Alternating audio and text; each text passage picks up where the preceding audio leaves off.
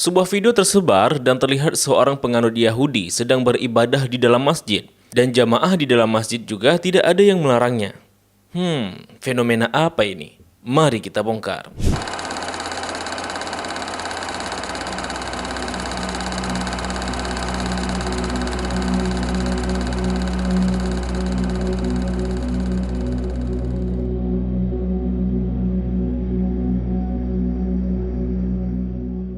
Assalamualaikum warahmatullahi wabarakatuh. Selamat datang kembali bersama saya Zulfan Afdillah di channel Rabbanians ID. Di episode sebelumnya kita telah membahas soal adanya riwayat umat Nasrani yang beribadah di dalam Masjid Nabawi.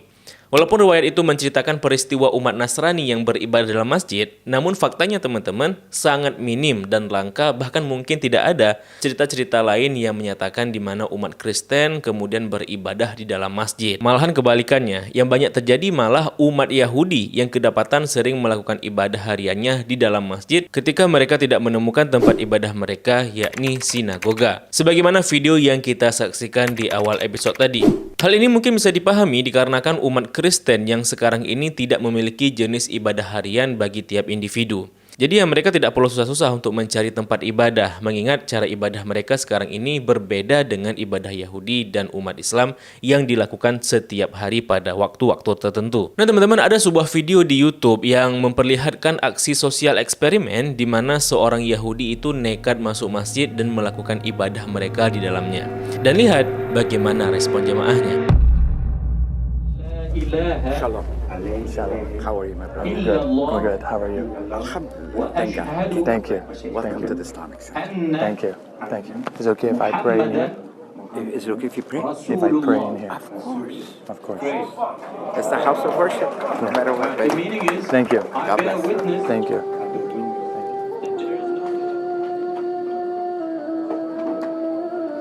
You okay if I pray next to you? Fine. You don't mind? No. Does it make you uncomfortable? You sure? Not at all. All right. This is the house of God. This is the house of God. Yeah.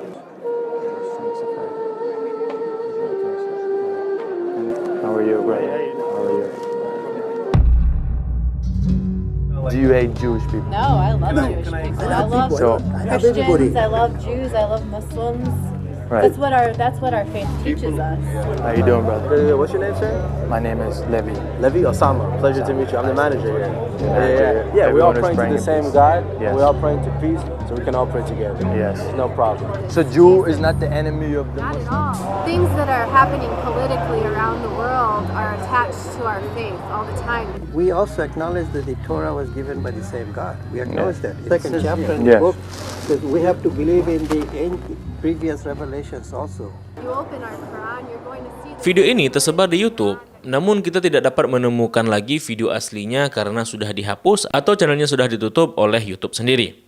Nah, terlepas apakah Yahudi dalam video tersebut adalah orang Islam yang berpura-pura menjadi Yahudi atau memang beneran Yahudi, nyatanya secara prakteknya orang-orang Yahudi itu lebih memilih masjid atau musala untuk digunakan sebagai area beribadah mereka ketika mereka tidak menjumpai tempat ibadah mereka, yakni sinagoga. Dan secara bersamaan, mereka juga paling anti beribadah di gereja, walaupun dalam kondisi terdesak. Padahal di Eropa itu kan lebih banyak gereja daripada masjid seperti itu ya. Nah teman-teman, inilah topik yang akan kita bahas di episode kali ini. Kita akan membahas perspektif Yahudi soal ibadah mereka di dalam masjid. Sederhananya, di sini saya akan menjelaskan kenapa umat Yahudi itu lebih memilih masjid sebagai alternatif untuk tempat ibadah mereka.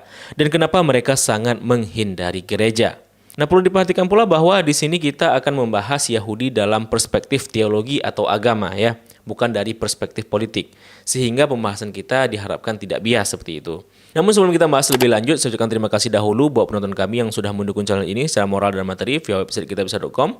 Saya ucapkan terima kasih atas antusiasnya dan apresiasinya. Semoga dukungan teman-teman diganti dengan yang lebih baik lagi. Serta semoga dengan dukungan tersebut dapat mempercepat perkembangan channel ini. Buat yang mau ikut berpartisipasi, teman-teman dapat mengklik link kampanye kami di website kitabisa.com di kolom deskripsi video dan di kolom komentar semat di bawah video ini. Bulan Januari lalu, seorang rabi Yahudi bernama Israel Elbaum terjebak badai salju saat mengunjungi Istanbul, Turki.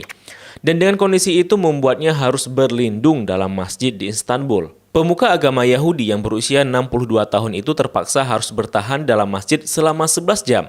Dan dalam rentang waktu itu ia pula harus mengerjakan ibadah hariannya yang ketika itu harus ia lakukan di dalam masjid. Ia kemudian menceritakan pengalamannya bermalam dan beribadah dalam masjid bersama umat muslim kepada sebuah media dari Turki sebagai berikut. I need to take out my shoes, mask, you know. We take out the shoes, like usual, all the people, and I go in the carpet, it was a little bit warm, so it was a little bit better. I go in the other side of the mask, people look at me, you know, because I look a little different, but nobody, only smiling, nobody says something, only smile. It was very nice. And I go to the other side of the mask, and then people sleep, so I go also to sleep a little bit for 1 hour, maybe I sleep on the carpet, you know. And then I wake up, it was 5 o'clock in the morning, 6 o'clock in the morning, you know. I go to wash my hand, to wash my face, and then I go to pray. I need to pray. When I go to pray, I see maybe it was 5 people from all the people there, also Muslim people, they praying. We praying to the same God, so I think it's no problem. Nah teman-teman, hal serupa juga pernah dialami oleh Rabbi Yonatan saat ia berada di Bandara Kerala, India pada bulan Maret yang lalu.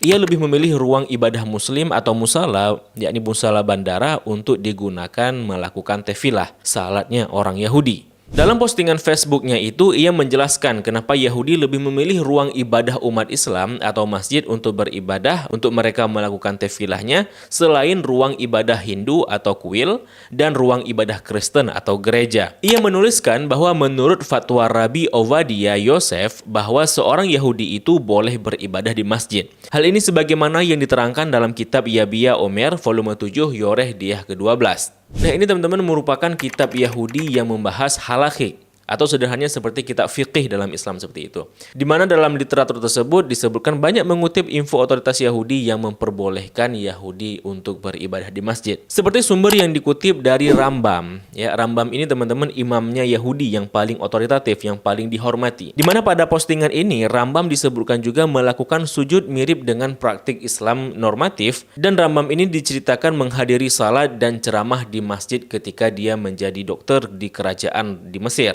Nah, jadi teman-teman, Yahudi itu punya hukum fikih juga yang disebut halakha.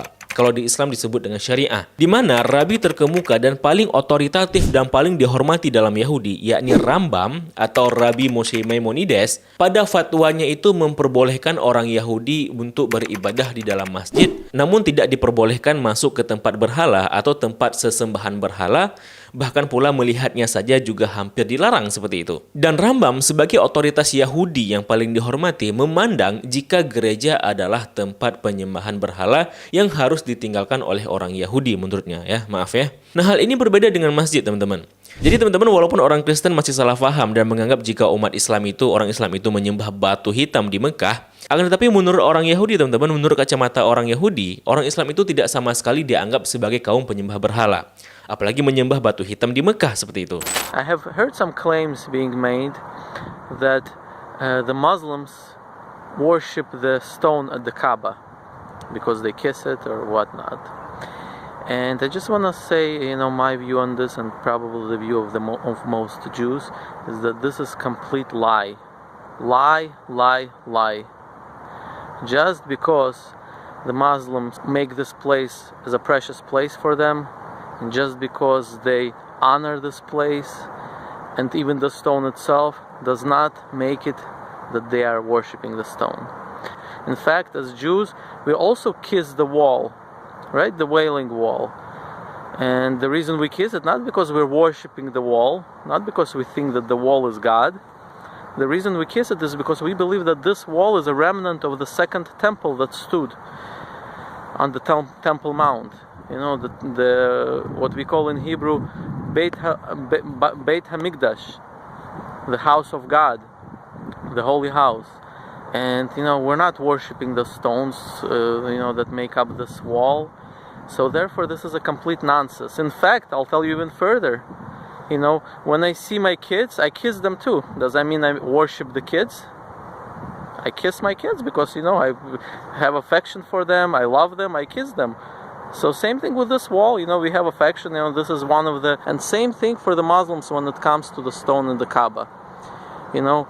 They honor this place, and so therefore this is a complete lie and nonsense, and I don't think that it's beneficial for anybody to spread lies. Para imam Yahudi di kalangan rabi-rabi yang otoritatif, baik dari generasi Geonim maupun generasi Rishonim, itu sepakat jika Islam itu bukanlah umat penyembah berhala. Dalam Tesufot Harambam, yakni sejenis kitab majmu' fatwanya dari rabi Yahudi yang paling otoritatif, yang paling terkemuka, yakni Rambam. Nah, di sini ia menyebut umat Islam dengan sebutan kaum Ismail. Dan disebutkan dalam fatwanya tersebut bahwa umat Islam bukanlah penyembah berhala. Penyembah berhala telah terputus dari mulut dan hati mereka. Pun kalau ada yang mengatakan jika tempat ibadah mereka yakni Ka'bah dahulu itu diisi dengan berhala, Rambam mengatakan bahwa itu tidak masalah karena pada hakikatnya sekarang umat Islam sudah menyangkalinya. Nah, dalam kitab Tarikh Hukama, sejarawan muslim bernama Ibnu Al-Qifti menuliskan bahwa rabi Yahudi yang paling otoritatif ini, yakni Rambam, pada banyak kesempatan itu secara sukarela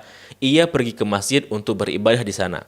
Ya, tanpa ada paksaan, dan ia tidak melihat hal itu bertentangan dengan ajaran Yahudi. Nah, dalam pandangan lain teman-teman, Yahudi bahkan menganggap jika umat Islam itu menyembah Tuhan yang sama yang disembah oleh orang Yahudi. Sehingga secara aturan agama mereka teman-teman, umat Yahudi itu lebih lunak terhadap agama Islam. Ya, sekali lagi ini konteksnya secara agama ya, bukan secara politik seperti itu. Di mana mereka itu memperbolehkan menjual tanah kepada orang Islam. Padahal Yahudi itu teman-teman mereka memiliki aturan bahwa mereka itu tidak boleh menjual tanah mereka itu kepada orang yang non-Yahudi seperti itu. Dan juga teman-teman diperbolehkan masuk masjid dan beribadah di dalamnya. Bahkan pula orang Yahudi itu boleh membantu orang Islam dalam membangun masjid. Nah, atas dasar inilah teman-teman kenapa Yahudi itu tidak mempermasalahkan jika mereka itu beribadah di dalam masjid. Apalagi di Eropa teman-teman, jika tidak ada sinagoga, maka mereka lebih memilih masjid untuk tempat beribadahnya daripada gereja. Hal itu karena teman-teman Kristen itu dianggap sebagai, menurut mereka ya, Kristen itu sebagai penyembah berhala menurut Yahudi. Sebagaimana disebutkan dalam Talmud Avodah Zarah.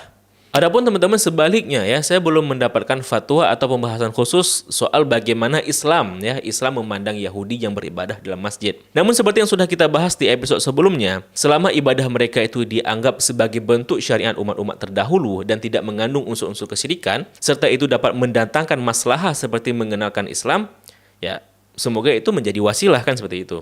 Karena umat Islam dan Yahudi itu memahami jika kita itu menyembah Tuhan yang sama. Karena Yahudi itu sisa-sisa dari umat Bani Israel. Syariatnya Bani Israel yang tentu Nabi Musa dan Nabi-Nabi Bani Israel lainnya mengajarkan tauhid yang sama seperti yang diajarkan oleh Nabi Muhammad kan seperti itu. Dan karena itu pula lah teman-teman, kalau kita bahas lebih lanjut, Islam itu di mata Yahudi dianggap sebagai agama alternatif kepada orang-orang non-Bani Israel. Mereka itu memandang bahwa Islam itu sebagai jalan yang lurus dan akan mendapatkan tempat khusus di surga menurut Yahudi, dalam surga Yahudi seperti itu. Jadi teman-teman gini, agama Yahudi itu kan hanya diperuntukkan bagi keturunan Israel. Nah, jalan keselamatan bagi orang-orang non-Israel ya, non-keturunan Israel itu adalah salah satunya adalah agama Islam menurut mereka. Islam itu dianggap sebagai alternatif agama bagi non-Bani Israel agar selamat menurut agama Yahudi. Oleh karena itu, Islam itu dianggap sebagai bentuk ger tosaf atau disebut juga sebagai Bnei Noah dalam agama Yahudi. Nah, apa itu ger tosaf dan Bnei Noah? Ini akan kita bahas di episode berikutnya. Jadi jangan lupa klik tombol subscribe juga tombol loncengnya untuk mendapatkan updatean video terbaru dari channel Rabbanians ID. Nah, bagaimana pendapat teman-teman? Tulis di kolom komentar. Kalau video ini bermanfaat, klik share dan like-nya. Serta kalau channel ini dukung secara material, teman-teman dapat klik link kitabisa.com di kolom deskripsi video dan di kolom komentar tersemat di bawah video ini. Terima kasih telah menyaksikan. Mohon maaf apabila ada kesilapan dan kesalahan. Sampai jumpa di episode berikutnya. Saya Zulfan Afdillah mohon undur diri. Billahi taufiq wal hidayah. Wassalamualaikum warahmatullahi wabarakatuh. Salam damai.